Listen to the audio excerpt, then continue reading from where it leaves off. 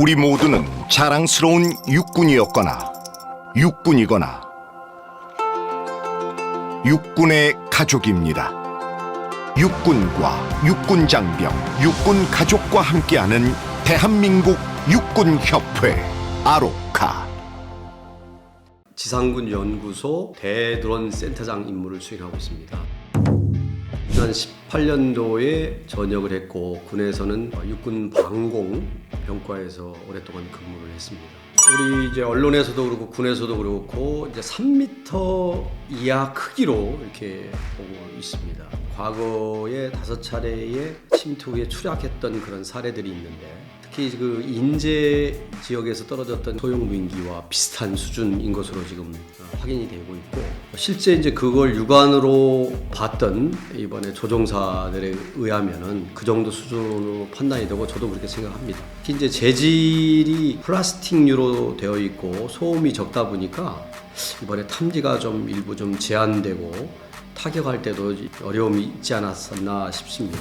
이번에 이제 5대가 넘어왔는데 한 대가 넘어와서 우리 서울 근처까지 왔지 않습니까? 추적식으로 GPS를 활용해서 온 것으로 판단이 되고, 그 4대 이거는 이제 서해 쪽 급선회하거나 고도를 변경하거나 속도가 변경되는 그런 들이 있었습니다. 그런 걸로 봤을 때는 그것들은 북한 지역 높은 고지대에서 바시선상에서 띄우지 않았나, 거기서는 지금 조정을 하지 않았나 이렇게 판단을 하고 있습니다. 실제 이제 무인기 크게 3가지예요.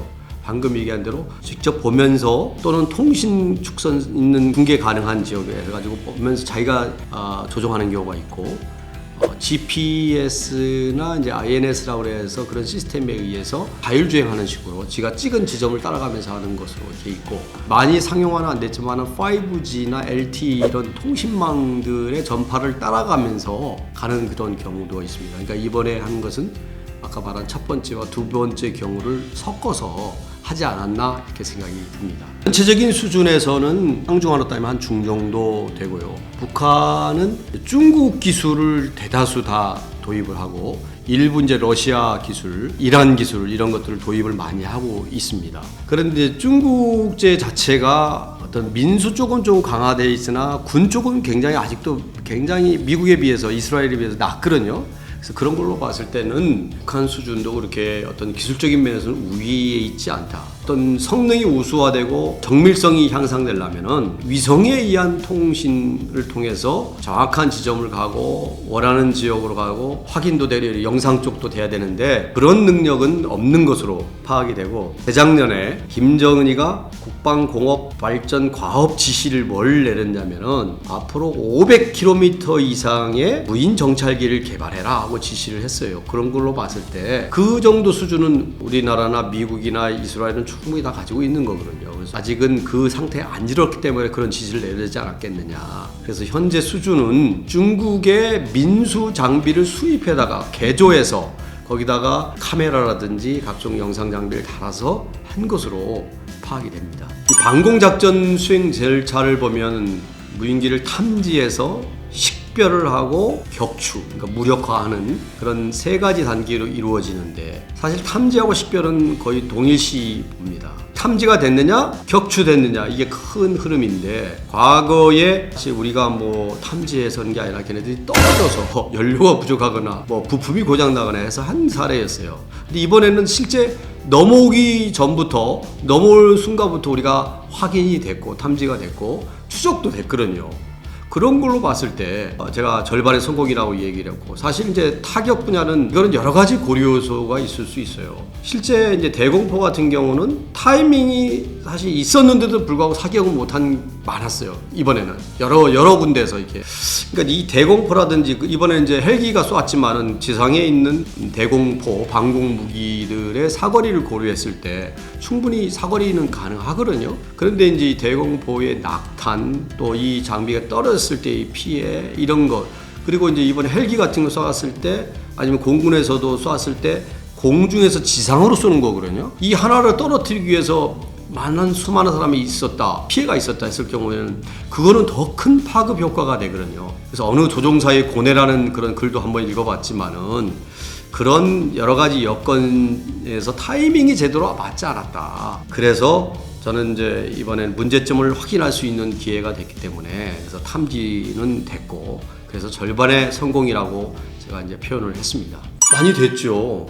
각 군에서는 정말 전반적으로 교리를 바꾸고 소형 무인기 대응 체계라는 그런 교리도 발간을 했고 어떤 무기 체계 개발을 위해서 정말 여러 군데에서 확인을 했고 그 전력을 발전시키려고 노력을 했습니다. 그래서 탐지 분야는 이번에도 실제 제일 큰 역할을 했던 국지방공 레이더라는 게 있거든요. 이 장비에서 실제 탐지가 됐습니다. 원래 그 장비는 뭐 원거리 한 60km 정도를 보기 위해서 큰 표적을 보기 위해서 한 건데 소형 무인기 북한께 떨어지고 나서 이거를 일시 딜레이 시키면서 소형 표적도 탐지할 수 있는 그런 투채널화된 레이더로 개발을 다 추가를 한 거거든요. 그래서 이번에 그 장비가 아직 완벽하게 다 배치는 안 되고 있고 배치된 단계에 있지만은 다행히도 이번에 배치된 지역에서 이번에 탐지가 됐던 거죠. 무력화하기 위한 타격 장비도 그 이후로 레이저 장비라는 것들을 개발해서 이제 시험 평가 단계에 있고 개발을 성공해서 이제 군으로 납품하기 위한 어떤 시험 평가 지금 단계에 있습니다. 소프트킬 장비인 제머 소형 드론 것 이런 것도 신속 시범 획득 제도에 의해서 다 확인을 해서 합격까지 시켜놓은 상태에서 이제 지금 이제 곧 전력화될 준비를 하고 있는 단계거든요. 그런 걸로 봤을 때는 굉장히 많은 분야에서 체제를 지금 갖추고 있다 이렇게 판단이 됩니다. 공중으로 오는 모든 표적은 위협은 육군이든 공군이든 방공의 역할이거든요. 근데 지금 현재는 이제 공군은 중고고도로 오는 큰 표적, 육군 방공은 작은 표적이면서 중저고도로 오는 표적 이렇게 사실 분리가 돼 있는 상태예요. 그래서 공중으로 오는 것 중에서 이제 작은 표적이다 보니까 적어도 소형 표적이다 보니까 육군 방공에서 담당하는 것이 맞고 근데 향후에 이게 초소형화 됐을 때 그랬을 때는 사실 이제 어떤 탐지라든지 이런 것들이 극히 제한되거든요. 그렇다면은 이제 눈으로 보고 아니면 소리로 듣고 쏠 수밖에 없어요. 그렇게 되면은 이런 방공의 영역이라기보다는 이제 직접 나의 생존을 위해서 우리 소총을 가지고 오든 안 오든 우리 병과에 상관없이 소총은 다 가지고 있잖아요. 그렇듯이 공중으로 오는 초소형 드론에 대해서는 방어할 수 있는 최소한의 어떤 무기체계가 있어야 됩니다. 그런 걸로 봤을 때는 방공의 역할이보다는 나의 생존권 측면에서 그런 드론건이라든지 이런 것들이 분대급, 소대급에 반드시 하나가 필요하다. 우리도 사실 이제 분대급, 소대급 미군들도 보면은 막 개인이 가지고 초소형화된 것을 띄워서 전쟁에서 승리하려고 그러면 적을 하는 게 제일 중요하잖아요. 분대급이 접촉해 있는 적 앞에서 어떠한 상황이 있다는 것을 전장이 가시화가 됐을 때에 그것은 우리가 보고서 하는데 뭐 못할 수 없잖아요. 상대방이 이거는 꼭 잘못된 기만을 하는 건지 우리를 속이기 위해서 오는 건지 이걸 위에서 딱 바라다 보면서 할 수 있는 거잖아요. 그죠? 그럼 북한도 우리의 적도 반드시 그거를 이제 할 수밖에 없다. 그리고 우리도 지금도 그렇게 준비를 하고 있고 그래서 그러면 나의 보호를 위해서는 반드시 그건 필요하다 이렇게 생각이 듭니다. 언론을 보니까 러시아에서 농약 또는 정확하게 화생방무기라고는 안 나왔지만 이런 어떤 치명적인 영향을 줄 수 있는 것들을 살포하는 어떤 지역에서 살포하는 그런 어떤 영상을 한번 본 것 같아요. 그리고 실제 금방 되겠지만은 우리 드론에다가 농약을 해서 뿌려주는 것도 많잖아요. 농사 짓는 것도 그거만 보면 할 수 있겠죠. 그 의도를 가지고 있으면은 그거 못 하겠습니까? 북한은 더 충분히 할 수 있죠. 농약을 뿌리는데 왜 그걸 못 뿌려요? 그죠? 폭탄 탑재도 가능하다. 이런 드론에다가 40mm 탄을 장착을 해서 유탄 발사기인 것 같기도 한데 그거를 실제 사격을 해서 표적에 맞추는 그런 훈련도 했어요. 그래서 그런 걸로 봤을 때는 북한도 충분히 그런 능력이 되고 할 수도 있고 하다.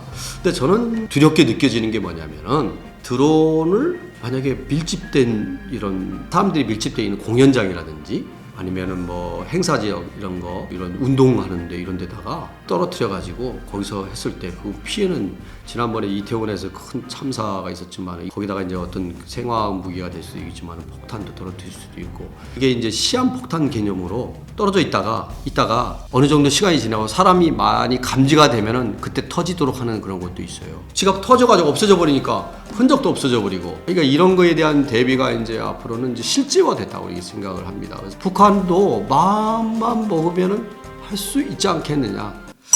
이번에는 항공 촬영 정보 획득 차원에서 했을 것이다. 근데 그 전에 1-2주 전에 어떤 일이 있었냐면은 북한이 위성을 띄워서 거기서 탐지 그 사진 찍은 것을 공개를 했잖아요. 근데 굉장히 조잡하다고 우리나라에서 얘기를 했잖아요. 그 이후에 이제 김여정이가 나타나가지고 좀 있으면 알게 될 것이다 이런 비슷한 얘기를 했어요. 그래서 그 차원도 좀 있을 수 있겠다. 그래서 정확하게 이 찍을 수 있는 수단들이 그것뿐만 아니라 이런 것도 있다는 것들을 보여주기 위한 거. 북한은 전방에서 한 대가 실제 내려왔고 4대는 거기서 어떤 기만을 하기 위해서 했잖아요. 한 대는 아마 조용히 와서 분명히 은밀하게 해서 사진을 찍어가려고 했을 것이다. 근데 이제 탐지가 된 거죠, 이거. 그래서 아까 제가 절반의 성공이라는 얘기를, 얘네들이 의도가 있었다. 그래서 이것 때문에 그랬는지 안 그랬는지는 모르겠지만은 북한군 서열이 제1인 그 사람 이번에 숙청당했잖아요. 이거일 수도 있고 북한에서는 이거에 대해서 성공했다고 자평을 했지만은 그 이후에 우리가 얘네들이 이거 했던 거와 그리고 그 이후에 우리 무인기도 정찰을 했잖아요. 탐지 못했다고 그랬잖아요. 아마 그런 책임을 주지 않았겠느냐 이런 생각을 하고, 그리고 또 하나는 이런 걸 통해서 우리 사회 이번에 언론에 보면 폭탄도 실을 수 있다, 화생방 무기도 실었다 이런 얘기들이 계속 많이 나왔잖아요. 그럼 국민은 불안하게 될 거 아닙니까?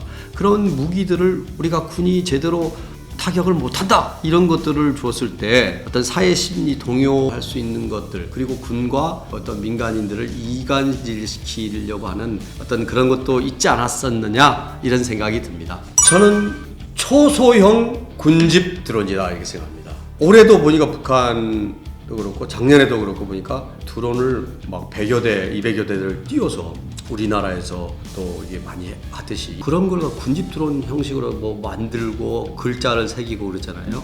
그런 거 초소형 이거를 다양하게 아마 활용하지 않겠느냐. 얘네들이 그렇게 하는 이유가 반드시 그런 활용한다. 그리고 MDL을 넘어서 직접적으로 오는 것도 있을 수 있겠지만은 이제 고정 간첩 또는 어떤 불순 세력들을 이용해서 이런 경우도 있어요. 이번에 우크라이나 러시아 하는 거 사례를 봤을 때 어떤 게 있었냐면은 큰 트럭에다가 드론을 잔뜩 실어가지고 내가 공격하고자 하는 목표 근처에 가서, 그러니까 이 트럭은 도로로 가니까 누구도 의심을 안 하는 거예요. 근처에 가서 문을 열어주는 거예요. 그 이 드론은 쫙 나가가지고 그 지역을 자폭하고 공격하고, 그래서 북한도 중국제를 많이 수입을 한다고 그러잖아요. 그런 이유로 이제 아마 다양하게 하지 않을까. 그러면 사회 혼란이 엄청난 혼란이 될 수가 있거든요. 그래서 이번에는 어떤 소형 무인기급이지만은 이제 앞으로는 더 작은 무기급을 이용해서 다양한 그런 수단에 의해서 하지 않겠느냐. 거기에다가 다양한 이런 우리에게 위협을 줄 수 있는 수단을 탑재할 수가 있거든요.